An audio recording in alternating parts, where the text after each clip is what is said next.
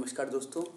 आज का जो हमारा टॉपिक है इसमें हम नेशनल नॉलेज कमीशन पढ़ने जा रहे हैं। जैसे कि आप स्क्रीन पर देख सकते हैं, ये जो नेशनल नॉलेज कमीशन है इसका जो अगर हम एक ब्रीफ इंट्रोडक्शन दें तो इसका जो उद्देश्य था वो ये था कि जो हमारे देश के जो युवा हैं, है ना, उनका अधिक से अधिक उपयोग करके यानी कि ह्यूमन रिसोर्सेज का उपयोग करके देश की तरक्की में उनसे सहयोग करने के लिए कहा जाए या फिर उनको सहयोग करने योग्य बनाया जाए। तो देखिए इसकी क्या है, the ability of a nation to use and create knowledge capital determines its capacity to empower and enable its citizens by increasing human capabilities. It means कि जो हमारे देश के नागरिक हैं यदि उनमें कैपेबिलिटीज़ बढ़ा दी जाए यानी कि उनके अंदर स्किल डेवलप कर दिया जाए तो इससे हमारे जो देश है उसको एम्पावर होने में हेल्प मिलेगी, यानी कि सशक्त हमारा देश हो पाएगा।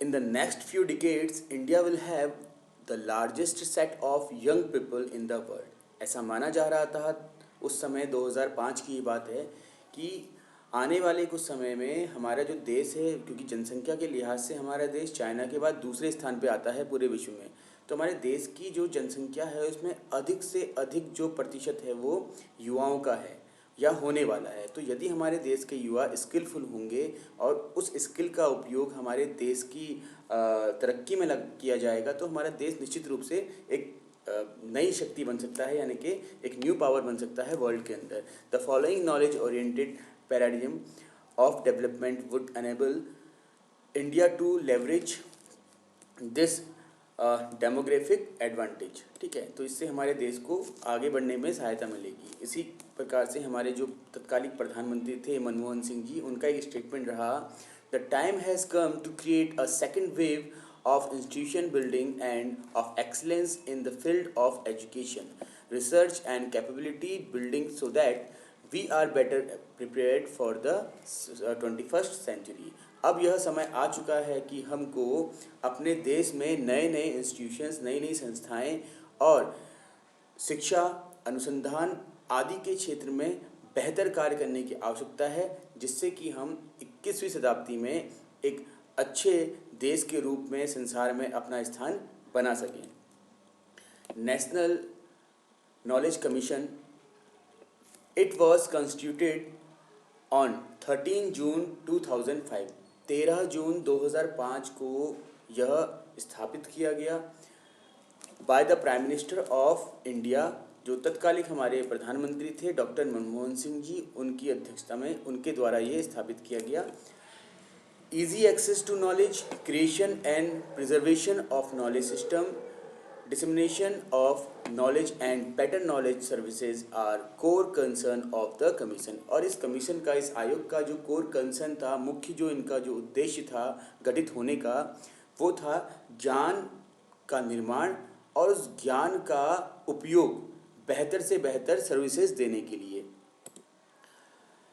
एज ऑन जुलाई 2014, देखिए हमने ये तो जाना है कि 13 जून 2005 को ये गठित किया गया, लेकिन हमें ये पता होना चाहिए कि जैसे ही वर्तमान की जो नरेंद्र मोदी सरकार है उनका जो पहली मीटिंग थी, पहली सेटिंग थी, मतलब कि फर्स्ट जो उनका पार्लियामेंट्री सेशन था, उस दौरान उन्होंने इस आयोग को पूरी तरह से भंग कर दिया। ठीक है, as on July 2014 the national knowledge commission has defunct. क्योंकि आप लोग जानते ही हैं राजनीतिक जो संस्थाएं होती हैं वे अपने कार्यों को ज़्यादा बढ़ावा देती हैं, इसलिए उन्होंने जो पूर्व में चला आ रहा है ये कमीशन था। और लेकिन इसके पीछे एक कारण ये भी था कि इस कमीशन के गठित होने के बाद से बहुत सारी कंट्रोवर्सीज पाई गई, जहाँ पर इस कमीशन का जिस उद्देश्य के साथ गठन किया गया था वो उद्देश्य पूरे नहीं हो पा रहे थे। ये भी एक कारण रहा कि जो नरेंद्र मोदी सरकार थी उन्होंने आते ही इसको भंग कर दिया। देखिए ये इसका एक पेंटागन है कि ये कैसे कार्य करेगा। Access, concept, creation, application and services. Access किसका? एक्सेस टू नॉलेज, और फिर knowledge concepts, then creation of knowledge, then delivery of services, then knowledge application. तो इस प्रकार से इसका जो पेंटागन है इसके माध्यम से आप इसका एक ओवरव्यू ले सकते हैं कि इसका जो उद्देश्य वो किस रूप से रहेगा, कि नॉलेज या कंसेप्ट को क्रिएट करना, उन क्रिएशन को फिर एप्लीकेशन में लाना, सर्विसेज में लाना, और देन उसको जो भी नॉलेज हमारा है उसको एक्सेस करना विभिन्न क्षेत्रों में। मेंबर्स कौन कौन थे इसके देख लीजिए। मिस्टर सैम पेत्रोदा इसके चेयरमैन थे। डॉक्टर अशोक शेखर गांगुली, वैसे तो चेयरमैन ही इंपॉर्टेंट है, आपको चेयरमैन याद रखने चाहिए कि Mister Sam Pitroda was the chairman of this NKC। Mister Nandan Nilekani, doctor Deepak Nayyar, professor Jayati Ghosh, doctor Sujata Ramdorai, professor P Balaram and professor Amitabh Mattoo. इस प्रकार से 8 मेंबर इसमें थे, जिनमें से एक मेंबर ने रिज़ाइन कर दिया था।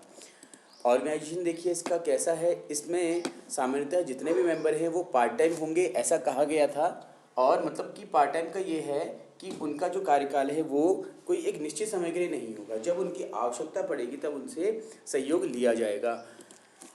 इसके बाद इस ऑर्गेनाइजेशन में कुछ छोटे टेक्निकल सपोर्ट स्टाफ का भी सहयोग लिया जाएगा, जिसका हेड एक एग्जीक्यूटिव डायरेक्टर को बनाया जाएगा, ठीक है। And then the planning commission is a nodal agency for the NKC। और प्लानिंग कमीशन जो हमारा, अब तो प्लानिंग कमीशन नहीं रहा है, नीति आयोग बन गया है, आप सभी को जानकारी होगी, लेकिन उस समय प्लानिंग कमीशन रहा करता था। तो प्लानिंग कमीशन को इस नेशनल नॉलेज कमीशन का नोडल एजेंसी के रूप में कार्य करने के लिए कहा गया। अब देखिए जो इसका ऑर्गेनाइजेशनल स्ट्रक्चर है वो कुछ इस तरह से है। प्राइम मिनिस्टर के ही इसका मेन क्या बोलते हैं कर्ता धर्ता रहेगा NKC का, और इसका जो कार्य, जो चेयरमैन है उसकी डील डायरेक्ट मिनिस्टर से होगी जो स्टेट के हैं, या फिर प्लानिंग कमीशन होगी। यानी कि इसका सहयोग जो है जो चेयरमैन है वो पूर्ण रूप से सहयोग जो करेंगे वो प्राइम मिनिस्टर को, प्लानिंग कमीशन को और मिनिस्ट्री ऑफ स्टेट्स को करेंगे, और इन्हीं की सहायता से इसके कार्य वगैरह देखे जाएंगे, ठीक है। ऑब्जेक्टिव्स क्या रहे हैं इसके। पहला ऑब्जेक्टिव इनका है स्ट्रेंथन द एजुकेशन सिस्टम। जो हमारा शिक्षा व्यवस्था है उसको शक्ति प्रदान करना, ताकि तथा अनुसंधान और नवाचार इनोवेशन जो है उनको भी बढ़ावा देना। फिर है आपका to enhance governance and improve connectivity. सरकार जो हमारा जो सरकार है, केंद्र हो राज्य हो, उनको अधिक से अधिक तकनीकी और इंफॉर्मेशन टेक्नोलॉजी के क्षेत्र में सहायता प्रदान करना, और उनकी जो कनेक्टिविटी है उसको इम्प्रूव करना। मतलब कनेक्टिविटी का ये है कि जो भी ज्ञान का अर्जन हो रहा है उसको एक स्थान से दूसरे स्थान तक आसानी से पहुंचाया जा सके, ये सब बातें इसमें रखी गई। Device mechanism for exchange and interaction between knowledge system and global arena. जो भी नॉलेज सिस्टम है उसको वर्ल्ड वाइड फैलाया जाए, या फिर और ये भी कह सकते हैं कि पूरे विश्व भर में जो भी आपका न्यू जो टेक्नोलॉजीज़ हैं या नए नए जो ज्ञान का सर्जन हो रहा है उसको प्राप्त किया जाए। ये सारा का सारा जो है new knowledge national knowledge commission का उद्देश्य रहेगा। मैथडोलॉजी इसका बहुत इंपॉर्टेंट है। आप लोगों के एग्जाम में अगर क्वेश्चन आता है तो आपको वहाँ पर मैथडोलॉजी लिखने के लिए कहा जाएगा, तो इसको समझ लीजिए। Identify focus areas. सबसे पहले तो फोकस एरियाज़ जो हैं उनको आइडेंटिफाई किया जाए, जिन पर कार्य करना है, जिनके लिए गठन किया गया है NKC का। Then consultation, formal and informal, लोगों से जो मेंबर हैं उनसे और जो उनके सहयोगी उन सभी से फॉर्मल इनफॉर्मल दोनों रूप से कंसल्टेशन किया जाए।